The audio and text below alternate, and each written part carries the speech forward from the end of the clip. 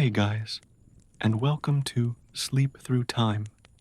Tonight, we're going to let the outside world simply drift away. There's no rush here, no alarms to set, and nothing demanding your immediate attention. Just the slow, steady hum of history, ready to help you settle in. Take a moment now to truly get comfortable. Find that perfect spot beneath the covers. Maybe dim the lights until the room is bathed in a soft, non-committal glow. Or perhaps you've already found your favorite sound, the low thrum of the ceiling fan or the gentle crackle of an imaginary, distant fire. This hour is just for you. This space is quiet, it is safe, and it is entirely focused on the slow, calming journey into the past. Tonight, we begin with a profound testament to human endurance, the medieval peasant. We often think of medieval life in terms of feasts and armor, but for the vast majority, life was a constant, low-stakes battle against the elements. We'll be looking closely at how these everyday heroes, despite living in mud and stick huts with almost no insulation, managed to survive the long, frozen nights of winter. Their story isn't about grand achievements, but about simple, quiet ingenuity, community resilience, and sheer, stubborn grit. We'll learn about their clever makeshift tricks and the desperate, communal strategies they employed just to wake up unfrozen in the morning. If you find that this quiet rhythm genuinely helps you slow down and find rest, please do consider joining our small community by liking the video and subscribing. For now, release that last bit of tension from your shoulders. Let your breathing deepen, dim the world around you, and let's ease into the story of the longest, coldest nights. We've set the scene, we've dimmed the lights, and now let's descend into the deepest part of the medieval night, when the light of the hearth has dimmed to a dangerous flicker and the temperature inside the walls is preparing for its final, ruthless drop. When we think of history, the stories often focus on the grand, visible things, castles, treaties, wars. But tonight, our focus is small, intimate, and profoundly important. The basic, animal-level struggle for warmth. For the medieval peasant, the test of winter wasn't a sudden blizzard, but the simple, unyielding, day after day, endurance of the cold. Winter wasn't just a season, it was an annual, cruel exam that tested your structure, your provisions, and your faith in the coming spring. Our journey begins, quite literally, with the walls that failed to keep the cold out. Picture, if you will, the typical peasant house, a simple structure, perhaps 30 feet long, built low to the ground. The most sophisticated pieces of engineering in the entire building were the cruck frames. Two large, naturally curved timbers, bent like parentheses, that were driven into the ground and met at the top to support the roof. This simple wooden skeleton held up everything. But the real secret, the real Achilles heel of the medieval house, was the wall material. Wattle and Daub. Wattle was a lattice made of interwoven sticks, reeds, or small branches. Daub was the thick, unglamorous paste slapped over this lattice, a messy, crude mixture of clay, mud, straw, and often animal dung, which helped bind it together. It was insulation by poverty. Imagine a wall built of dried earth, with a layer of thatch over the roof, sometimes laid on a bed of turf. It's certainly better than nothing, but when the wind begins to whistle across the freezing, empty fields, Those porous walls offer little resistance. The cold doesn't simply stop at the daub. It gently, relentlessly seeps in. The interior temperature of the hut was, historians estimate, rarely more than a polite few degrees above whatever the outside temperature happened to be. If it was snowing outside, it was merely slightly less snowy inside. If it was freezing outdoors, it was politely chilled indoors. There were rarely, if ever, glass windows. A small opening might exist, a gap that could be stuffed with a shutter, a thin piece of horn, or perhaps just a bundle of straw or animal skin. This was the peasant's luxury view, a peephole into the world, immediately slammed shut the moment the wind decided to put its shoulder to the door. And in that darkness, as the wind begins to howl outside, you realize the house itself is less a shield and more a filter, slightly softening the brutal reality of the night. The very center of this chilling universe was the hearth. For a peasant, the fire was not a source of supplemental heat. It was the entire foundation of life. It was the oven, the sterilizer, the light source, and the social center, a flickering, unreliable sun that governed every hour of the evening. But here is where historical accuracy introduces a significant problem. The vast majority of these homes did not have chimneys. The fire was typically an open flame built directly on the floor, a ring of stones protecting the bare earth. The smoke, the thick, acrid, relentless smoke, was supposed to escape through a small hole in the roof, or simply find its way out through the thatch and the gaps in the wattle and daub walls. This means that the inside of the peasant's house was, for much of the winter, a perpetually smoky place. The visibility, the air quality, the constant, gentle stinging in your eyes, it was less a cozy cabin and more a lightly fumigated meat locker. On the bright side, this constant marinade of wood smoke, peat smoke, and sometimes the sharp odor of burning turf did have an unintended benefit. It naturally repelled insects and vermin. The home was constantly being pest controlled by the very atmosphere that threatened to choke its inhabitants. A peasant could be fairly certain that if they were breathing, the fleas and rats were having a much, much worse night. The fire itself, built from meager resources, sometimes just sticks and scrub wood, or perhaps dried animal manure mixed with mud, was notoriously inefficient. It did its job, but only for the people who were practically sitting on top of it. Imagine sitting on a low stool by the fire. Your toes are nicely roasted, perhaps even a little sweaty. You feel the deep, wonderful penetration of the heat. But if you look across the small room, you can practically see the outline of your cousin Ethel, sitting 10 feet away, wrapped in her rough cloak, shivering politely because the fire's warmth simply refuses to travel that far. It was a social dilemma every night.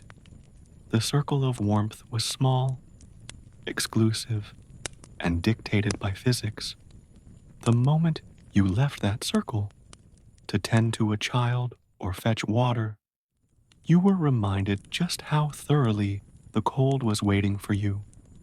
As the night deepens, the most crucial chore, the final desperate act of the day, takes place: banking the fire. In a world where matches and reliable tinderboxes were non-existent or expensive luxuries, keeping a fire continuously alive was an economic necessity. Starting a new fire from scratch every freezing morning was a lengthy, miserable, and potentially risky endeavor. The goal, therefore, was to create a fire that was not dead, but merely sleeping. This practice was so common across medieval Europe that it gave us a word we still use today: curfew.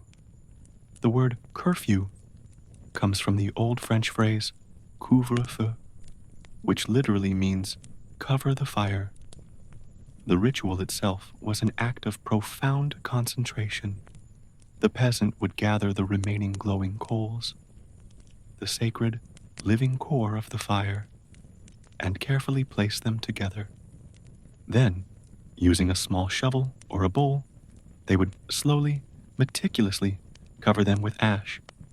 Not a light dusting, but a thick, heavy blanket, fine, gray ash, sometimes covering the entire bed of the hearth. The ash acted as a natural, perfect insulator. It smothered the flames, preventing the wood from fully combusting, but it trapped the intense, residual heat. The embers would essentially go into hibernation, glowing a faint, internal red under their blanket. The entire household would hold its breath. Did the person banking the fire do it right? If you were successful, you woke up in the morning, brushed back the ash, found a surviving ember, that tiny, glorious beacon of red, and were able to gently coax it back to life with new tinder and a few puffs of breath. That single ember was your victory, your survival prize. But if you failed, if the fire had gone out completely, the morning would start with a miserable, cold scramble. You would have to use a flint and steel, striking sparks onto dry tinder, your fingers stiff and numb, trying to create fire from nothing. It was a cold, quiet form of financial loss, knowing that time and effort would now be spent on a basic need that should have been secured the night before. The sound of the cold at night was this silence, the absence of the hearth's crackle, and the knowledge that every member of the household was listening, half asleep, hoping for the fire's quiet, continued existence. With the fire banked and offering only residual heat, the final, most reliable strategy for generating warmth was the most intimate: body heat. Forget the modern concept of privacy. Personal space was an unimaginable luxury. On the coldest nights, everyone slept together. Entire families, sometimes extending to multiple generations and even neighbors or farmhands, would pile into the single warmest area of the home. They would lie shoulder to shoulder, foot to foot, forming what one might generously describe as a desperate, snoring human lasagna. The physics were simple and non-negotiable. Heat radiates. If you were lucky enough to be an infant, or perhaps the smallest child, you were tucked safely into the very center of this mass, where the body heat of 4 or 5 adults created a tiny, blissful microclimate. It was the medieval equivalent of winning the lottery. If you were a parent, you generally took the middle spots, radiating heat outward, creating the core. If, however, you were Cousin Ethel, relegated to the edge laver pressed against the cold, damp Wattle and Daub wall, you were serving as the external insulation layer. You were the medieval equivalent of the poor soul standing next to the meat locker door, desperately trying to catch any stray calorie of warmth emanating from the center mass. And woe betide the person who shifted too much.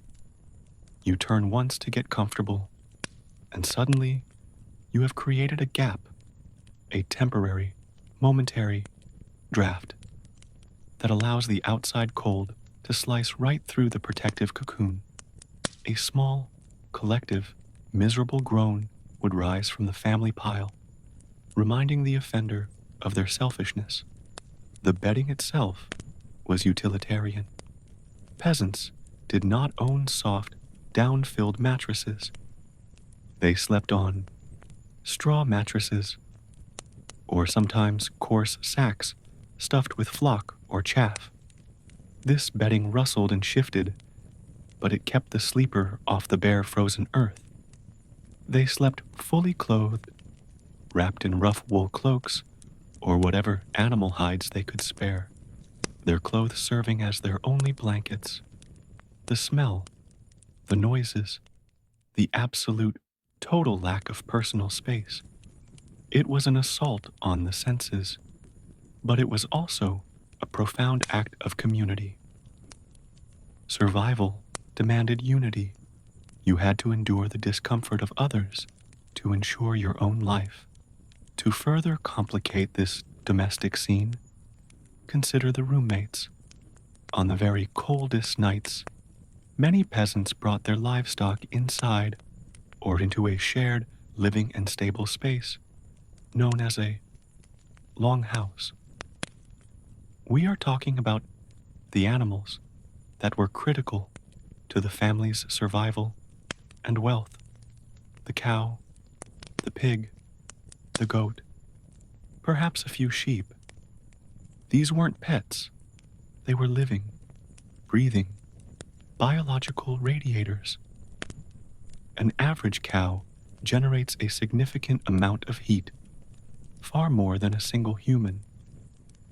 By sharing the home with these animals, even if they were separated by a low dividing wall, the peasants could raise the ambient temperature of the entire dwelling by a noticeable, life-saving degree or two. The drawbacks, as you can imagine, were considerable. The smell, the noise, the inherent mess. It made the smoky, crowded peasant hut an even more challenging place to spend the winter. The warmth came with a profound and unavoidable sacrifice of sanitation and sensory comfort. A historical account might simply mention that a goat was kept near the bed. A modern historian would call this efficient, multi-purpose dwelling. The peasant, tucked into his rough wool, simply called it survival, grateful for the low, patient breathing of the goat on the other side of the partition. This level of physical sacrifice, this willingness to endure discomfort and odors that we would find unthinkable today, tells us everything we need to know about the gravity of the cold. When your life is on the line, the boundaries between the human world and the animal world collapse into one single, shared, warm existence. The last line of defense against the cold wasn't external, but internal. Fueling the body was just as critical as banking the fire. The medieval peasant relied on food that was cheap, abundant, if the harvest was good, and above all, thick and hot.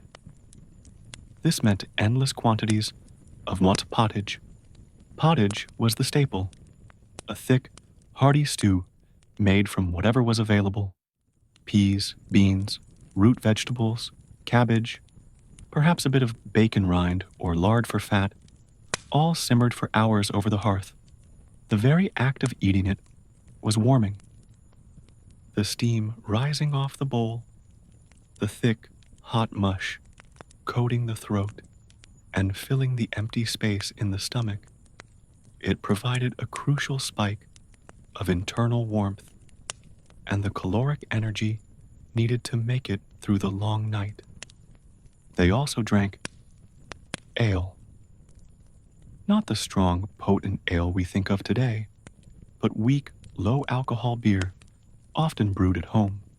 In a world where water sources were often contaminated and carried disease, the boiling process required to brew ale made it a much safer, more reliable beverage than water.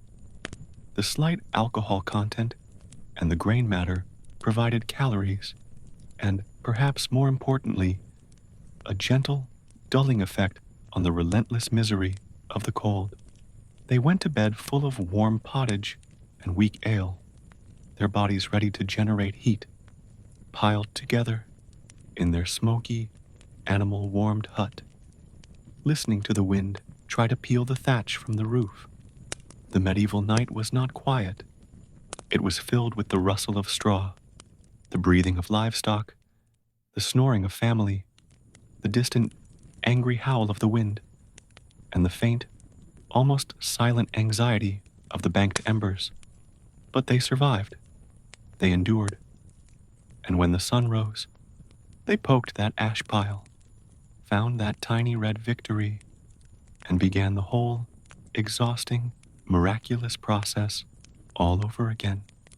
The peasant's resilience was not a sudden burst of heroism, but the quiet, beautiful refusal to be beaten by a single frozen night. But the night is far from over. That final, stubborn refusal to be beaten must be maintained for hours yet. The core struggle now moves away from external physics and into the deep, quiet battle fought within the body itself. We have covered the macro-level strategies, the fire, the pottage, the human stack, but now let us turn our attention to the microsensory world of the sleeping peasant, for it is in these small, internal details that the long duration of the night truly reveals itself. Listen closely to the sounds, Masur, of the hut after the smoke hole has done its best work and the family has settled. The wind is a dominant voice, a relentless, icy bass note that seems to be testing every single piece of straw in the roof. But beneath that, there is the sound of the fire dying. It is not a dramatic event. There is no crackle or roar. It is the almost imperceptible sinking of the banked embers under the ash. You might hear a faint, soft sigh, a single, exhausted release of heat as the last piece of coal contracts. That sound, or the absence of sound, is the metronome of the night. It measures the slow, agonizing passage of time and the slow, inevitable creep of the cold, winning its first small victories. Feel the texture of your bedding. It is the rough, scratchy sensation of straw against the thick, homespun wool of your tunic. This straw, packed into the sack you lie upon, is not soft. It is resilient, often prickly, and it carries the faint, dry scent of the autumn harvest, mingled irrevocably with the animal odors of the hut. You shift slightly, and the straw emits a dry, rustling protest, a sound that is immediately muffled by the surrounding bodies, who sigh a collective warning not to disrupt the cocoon. The cold, having been held at bay by the thick human stack, begins its surgical strike, always starting with the extremities. Your toes, pressed against your neighbor's ankles, have reached an uneasy detente, but your hands, the hands that struck the flint, that tended the soil, that stirred the pottage, are tucked beneath your armpits or clenched into fists. They are the first to grow numb, not painfully cold, but simply absent. You can feel the blood pulling back, retreating to the vital core, leaving your fingers as quiet, unfeeling outposts. This sensory void is a reminder of the scarcity of heat. The body is prioritizing. It is performing triage on itself, sacrificing the edges to save the center. Now, consider the smell bisur of this sleeping arrangement. It is a complex, rich tapestry of medieval domesticity. There is the lingering, stale scent of the wood smoke, trapped low against the ground by the lack of a proper chimney. There is the wet, yeasty aroma of the unwashed wool garments, heavy with the sweat of the day's work and the warmth of 100 nights. And always there is the sharp, earthy, honest odor of the livestock, the goat's warm, grassy breath, the pig's proximity. These smells, which would be offensive to a modern sensibility, were the scent of survival to the peasant. They were the undeniable proof that life was close, that warmth was near, and that the financial heart of the family was still beating, still radiating a helpful, simple heat. The long, slow hours continue. You wake in fragments, semi-conscious, realizing you are awake not because of noise, but because of a specific, small physical discomfort, the need to adjust a knee, the sudden, alarming chill on an exposed patch of neck where the cloak slipped. In these brief moments of waking, the mind operates with a profound simplicity. The great anxieties of the day, the tax collector, the sickness in the village, the poor quality of last year's harvest, are temporarily suspended. The mind has only one task: maintain the stasis. Do not move. Do not break the seal of the human stack. Just wait. This quiet, psychological focus is its own form of meditative practice. The peasant, in their deep, intermittent slumber, is performing a kind of involuntary, primal mindfulness, focused entirely on the boundary between life and death, defined by the 6 or 7 degrees of temperature they have managed to hold on to. You drift back under, perhaps dreaming of the sun or the feel of warm, dry soil between your fingers. But even in sleep, the body maintains its guard. The shiver is a betrayal, sudden, involuntary muscle contraction that disrupts the warmth.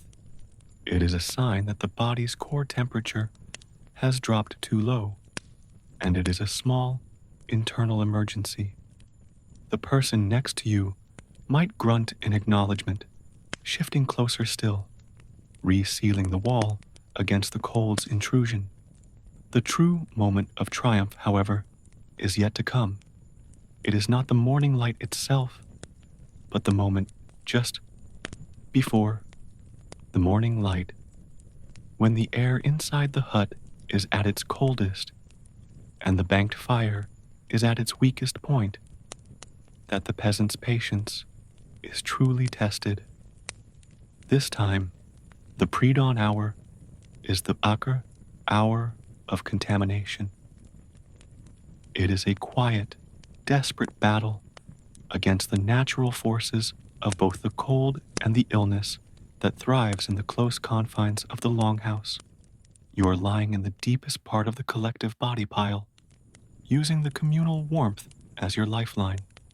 Yet, this very proximity, this total dependency, is also the greatest risk. Sickness, which was a slow, agonizing killer in the medieval period, spread with terrifying efficiency in these close quarters. The smallest cough from the child tucked beside you, the shallow, rattling breath of the older relative pressed to your back, carried an invisible threat. In this pre-dawn silence, the sound of a sick cough would pierce the communal calm like a stone thrown through a window. The physical response was immediate and involuntary, a slight, tense pull away, the body trying to create an inch of separation that it knows is futile, followed immediately by the guilt-ridden recognition that you must press back in, because separation means cold, and cold means death.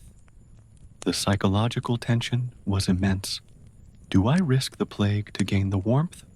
The answer, dictated by instinct, was always yes. You risk the plague The constant dampness also contributed to the relentless physical erosion. The straw was damp from the condensation of shared breath. The Wattle and Daub walls wept with moisture from the sharp temperature difference between the animals and the freezing outside air. This meant that the rough wool clothing the peasants wore, the very fabric they relied upon for insulation, was rarely, truly dry. It was perpetually chilled. Lying there, you could feel the moisture in the wool, drawing the heat away from your skin, not rapidly, but with a slow, inescapable, capillary action. It was a reminder that you were always one step behind the cold. Everything in the peasant's life, from their food to their clothing, was built on compromise, and the primary compromise was always comfort for survival. Even the act of breathing was part of the survival strategy. The air near the floor, where the livestock and the smoke settled, was the dirtiest, yet often the warmest. The air near the small roof vent was cleaner, but bitterly cold. The peasant learned to breathe deeply and slowly, managing the airflow beneath the cloak or the shared hides, recycling the warm, used breath, trying to create a tiny, personal microclimate just for the face.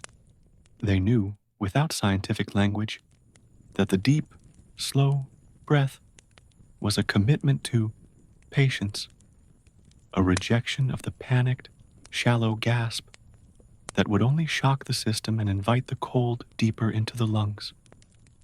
They breathed with the slow, patient rhythm of the nearby goat. As the body lay there, conserving every calorie, the mind occasionally drifted to the things that mattered most in the context of the cold. Not glory, not adventure, but the simple, material objects of life. The mower's scythe, leaning in the corner, its cold iron a brutal promise of the labor that awaited. The single, shared ear bowl, used for pottage, clean for the moment, but soon to be filled with a sustaining mush.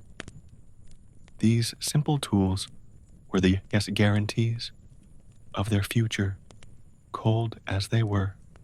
The peasant's hope was not abstract, it was tactile. It was found in the rough grain of the tool handle, the promise of the coming spring, and the belief that the banked fire would deliver its single, precious ember.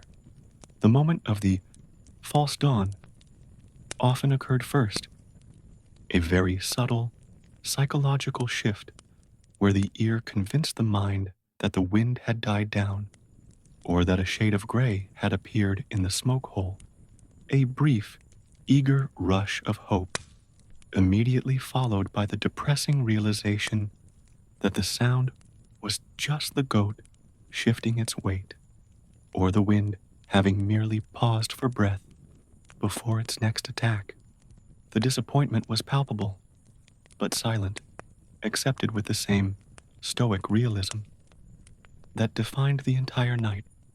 They simply tightened their arms, waited, and returned to their quiet, internal mindfulness. The true signal was always faint and acoustic, not the light, but the sound of the birds, a single, tentative chirp, followed by a long silence. Then, another chirp, slightly louder, and then a gradual, slow chorus, starting far away and moving closer. That chorus of small, persistent sound was the alarm clock of the medieval world, the sound of the morning asserting itself over the power of the night. It was the signal that the long, desperate trial was finally over. At that point, the entire community began the slow, agonizing process of unstacking. The person on the edge, the one nearest the cold wall, had to be the first to move, pulling their heavy, chilled cloak free from the bodies pressing against them. The brief, brutal wave of cold that rushed into the small gap was endured by all. Final, necessary sacrifice.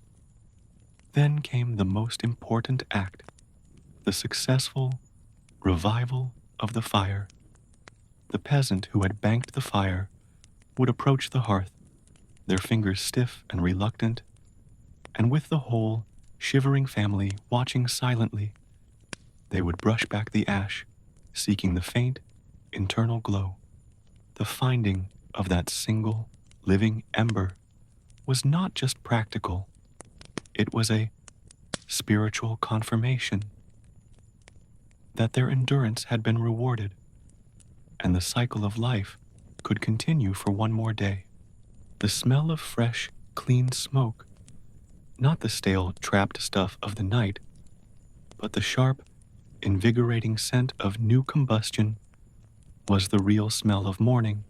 This feeling of simple, successful combustion, this return of the fire, was the peasant's highest form of daily wealth. It was a wealth not measured in coins or possessions, but in the most fundamental currency of life, time and heat. Consider for a moment the stark, profound contrast to the life of the medieval nobility, whose massive stone castles, though drafty and cold, utilized vast hearths, servants to replenish the wood, and thick tapestries that trapped the heat. The lord and lady of the manor experienced winter as an inconvenience, a challenge of management and decor. The peasant experienced it as a test of being, a fundamental question posed to the body and the will. For the nobility, the cold was fought with architecture and resource. For the peasant, it was fought with courage and resignation. Though they knew their limits, they understood that their bodies were the final boundary, and they had a humility born of knowing they were utterly dependent on the goat's warmth and the mercy of the wind. This deep reliance instilled a worldview rooted in immediate realism. They did not worry about abstract philosophical concepts in the way the literate clergy might. They worried about the wetness of the thatch, the integrity of the banked ash, and the patience required to endure the 5 hours before dawn. Their spiritual life was not theoretical. It was intimately tied to the processes of the earth and the heat of the body. Every successful morning, every living ember was a quiet, nonverbal prayer of thanks, answered by persistence. The religious life of the peasant was found in the rhythmic cycle of the year, the desperate hope for the spring thaw, and the simple fact that the sun rose again, regardless of how cold the clay floor felt beneath their numb, awakening feet. Even with the fire now roaring, the cold does not instantly vanish. It is not banished. It is merely outvoted. The air remains dense, damp, and heavy. It takes a long time for the heat generated by the revitalized fire to overcome the sheer volume of the freezing air trapped within the structure, and even longer to warm the mud, clay, and stone that have held the cold captive all night. You can feel the new heat touching your cheek, a blissful shock of warmth on your exposed skin, but when you stretch your foot out of the communal pile and touch the floor, the deep residual chill of the earth is still a palpable threat. That cold, which has fought so hard to claim the hut, retreats with profound slowness, clinging to the shadows in the corners. It is a lingering presence, a reminder that it will be back tonight, and the night after. The peasants began their day, their work cycle, while still shivering, their bodies accepting that the first hour of labor was essentially the final, grueling stage of the long struggle against the night. You can feel the new heat touching your cheek, a blissful shock of warmth on your exposed skin. But when you stretch your foot out of the communal pile and touch the floor, the deep, residual chill of the earth is still a palpable threat. That cold, which has fought so hard to claim the hut, retreats with profound slowness, clinging to the shadows in the corners. It is a lingering presence, a reminder that it will be back tonight and the night after. The peasants began their day, their work cycle, while still shivering, their bodies accepting that the first hour of labor was essentially the final, grueling stage of the long struggle against the night. They went out into the field, their fingers still stiff and their movements slow, finding that the physical movement of the day, the swinging of the flail, the pushing of the plow, was now the final painful step in getting warm. They were heating their bodies not with the luxury of abundant wood, but with the calorie expenditure of their own labor. Their body was their fuel. Their work was their blanket. The story of the medieval peasant surviving the winter is the ultimate testament to the power of the small life.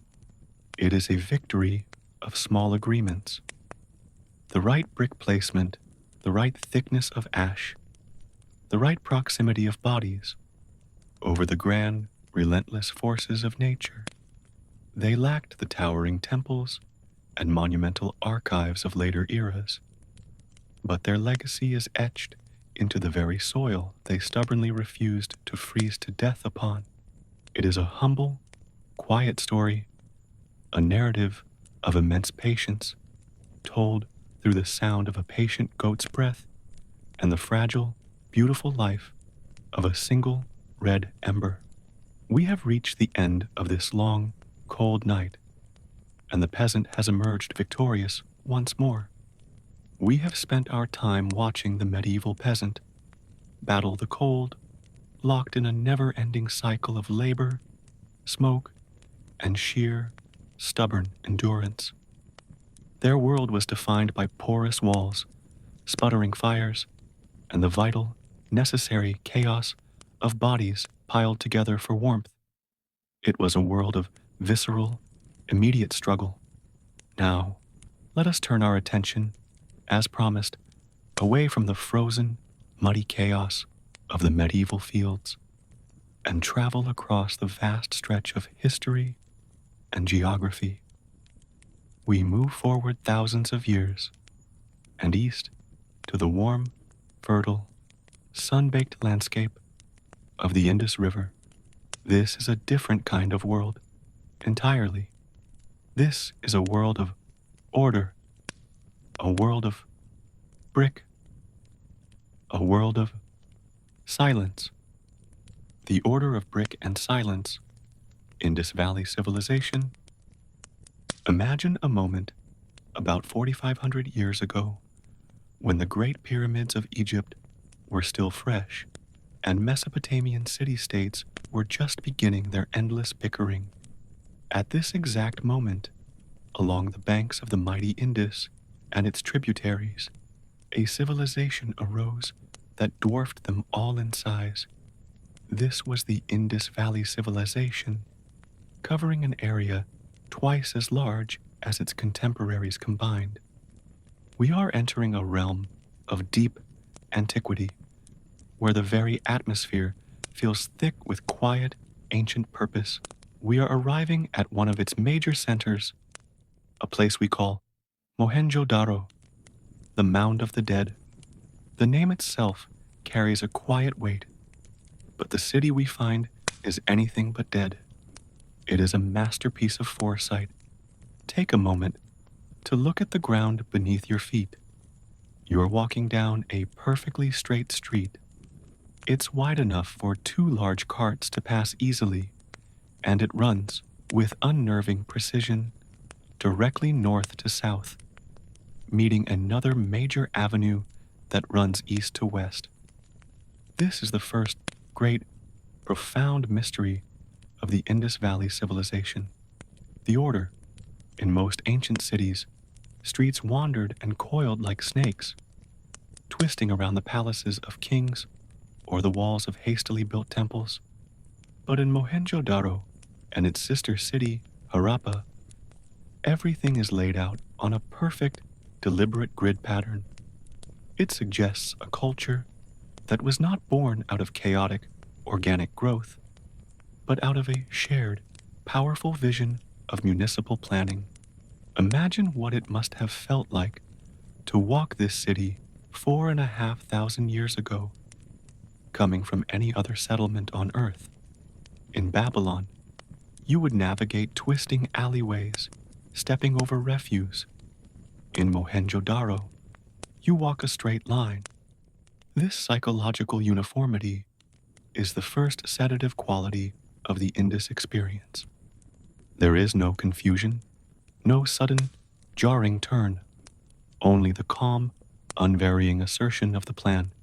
The very shape of the city is designed to reduce anxiety, allowing the mind to fall into the predictable, quiet rhythm of the right-angled intersection.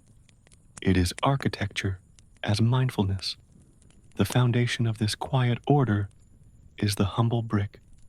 The very bricks beneath your feet tell a silent story of agreement.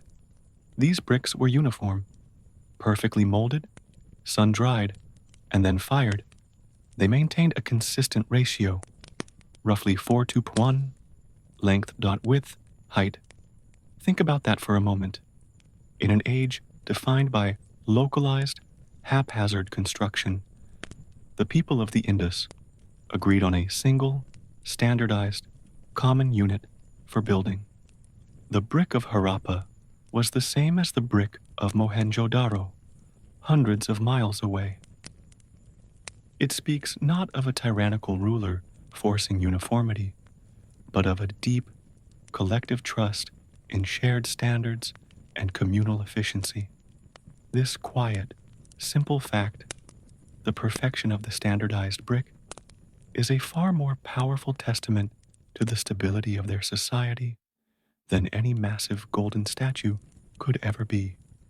It is the language of their bureaucracy, spoken not in words, but in clay and fire. If the grid system speaks to their organization, their management of water speaks to their staggering engineering genius. Imagine taking a slow, calming walk through the blocks of Mohenjo-Daro. You move past the uniform, two-story houses, also built of the same perfect brick. Look closely at the ground. Running beneath your feet, beneath the very paving stones of the streets, are sophisticated, covered drains. These weren't just haphazard ditches. These were elaborate, brick-lined conduits designed to carry wastewater away from the city and out to the river. Every single house in the major cities, sometimes even the smallest dwellings, seems to have been connected to this system. Each house had a proper bathroom, often with a sloping brick floor, where water was poured to wash away waste, carrying it silently down the chute and into the main sewage drain. Think back to the medieval peasant we just left. Their life was defined by mud, smoke, and the immediate, constant filth of life, lived alongside animals. Their sanitation system was often just throwing waste out the door. Now look at the Indus Valley people. They prioritized public hygiene and sanitation at a level that wouldn't be seen again in Europe for another 4,000 years. The sound of the Indus cities, if you could hear it, might not have been the clang of swords or the shouting of armies, but the quiet, constant trickle of water flowing beneath the well-paved streets, whisking away the impurities of city life. It is the sound of civic pride expressed through engineering. This reverence for water didn't stop at disposal. It began at the source. Unlike other ancient cities that relied on one central riverbank access point, Mohenjo-Daro had hundreds of private and public wells. Nearly every large residence seems to have had its own dedicated well, lined with curved, perfectly fired bricks. Imagine the psychological impact of this abundant, accessible, clean water. It removed the daily, exhausting anxiety that plagued almost every other ancient culture.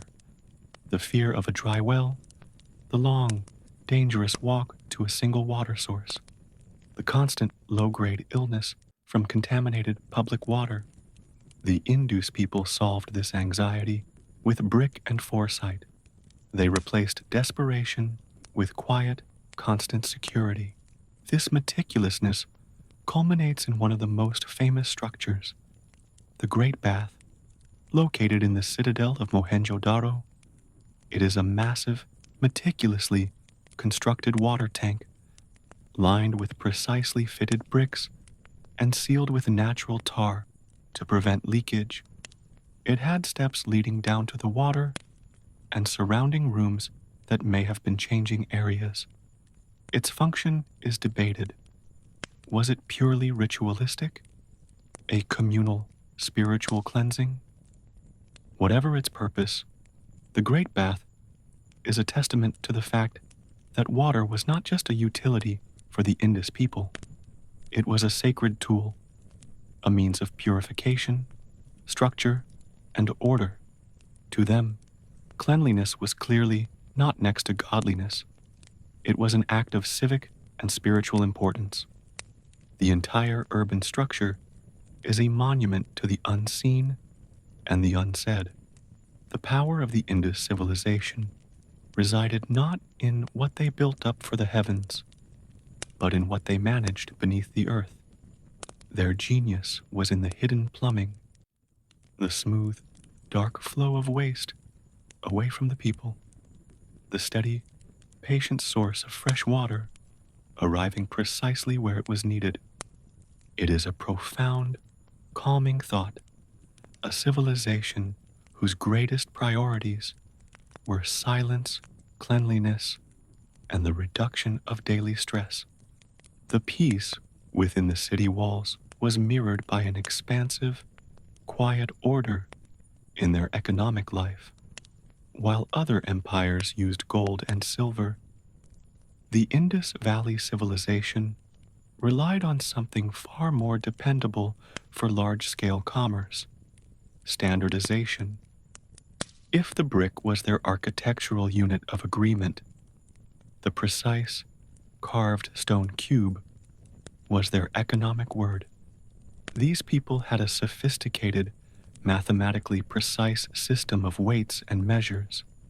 Archaeologists have recovered hundreds of beautifully crafted weights made of chert, agate, and carnelian, often in perfect geometric cubes. These weights follow a strict binary system in the lower denominations, 1.2.4, 8, 16, 32, before shifting into a decimal system for the larger ones. The unit that stands at the base of this system is incredibly precise, with the smallest known weight being equivalent to approx 0.856 grams. Take a moment to truly appreciate the significance of a standardized weight. It meant that a merchant in the port city of Lothal, trading grain for copper, could be absolutely confident that the weight delivered was the same as the weight received by his partner hundreds of miles north in Harappa. This removes a huge layer of anxiety and mistrust from trade. It suggests a powerful, unified, and highly centralized authority, not one that built towering statues, but one that regulated the fairness of a simple market transaction. The Indus ruler, if one existed, chose to assert their power not by conquering territory, but by ensuring that every citizen received an honest measure of grain. This emphasis on fairness over force is one of the most calming, quiet elements of their entire history. This quiet trust allowed them to become the central nervous system of an enormous international trade network. They traded with distant Mesopotamia and the Persian Gulf, exchanging Indus goods, cotton textiles, copper, lapis lazuli, and carnelian beads for silver, tin, and other resources they lacked. But how did they track and authenticate these goods over vast distances? This brings us to the most beautiful and enigmatic artifacts they left behind, the steatite seals. Imagine holding one of these in your hand. They are small, usually square, carved from soft soapstone, and bear two things: a breathtakingly detailed image of an animal, a unicorn-like bull, a powerful elephant, a rhino, or even a three-faced seated figure, and a short line of symbols. These seals were not art objects. They were the essential paperwork of their enormous economy. They were pressed into wet clay, attached to packages of goods, bales of cotton or bags of grain, acting as a signature, a trademark, and a guarantee of the contents. If the clay seal was found unbroken on arrival in Ur or Susa, it meant the cargo had not been tampered with. The seals are a constant, tactile reminder of their quiet, expansive reach. They show us a world of enormous wealth and complexity managed without a single surviving heroic, epic, or massive military depiction. The Indus ships sailed quietly. The goods were exchanged fairly, and the records were kept on tiny, meticulously carved pieces of stone. Their power was entirely commercial and organizational, not military. They possessed the quiet, deep confidence of a people who know their system works, and that a simple impression in clay is more binding than any written treaty. But the silence of the seals runs deep. The symbols carved above the animals are their script. We have discovered thousands of these seals, thousands of examples of their writing. Yet after nearly a century of dedicated study, the Indus script remains undeciphered. It is the largest, most significant body of ancient text that we still cannot read. We know what they built. We know how they bathed. We know what they traded, but we cannot read what they thought or named. The inscriptions are tantalizingly short, usually only 3 to 5 characters. Archaeologists, desperate to break the code, have theorized that the writing may list names, goods being traded, or perhaps titles of priests. But every attempt to definitively crack the script has led to another quiet, dead end. The elegant bulls and powerful rhinoceroses on the seals stare back at us, their silent symbols a challenge across 4,000 years, offering up a beautiful mystery that forces us to rely on brick and drain to understand their values rather than relying on their own lost words. Now we come to the greatest silence, the profound negative space in the archaeological record of the Indus Valley. This is what separates them, most strikingly, from every other great civilization of their era. As you wander through the ruins, looking for the telltale signs of power, you find almost none of the usual suspects. There are no massive royal palaces dominating the skyline.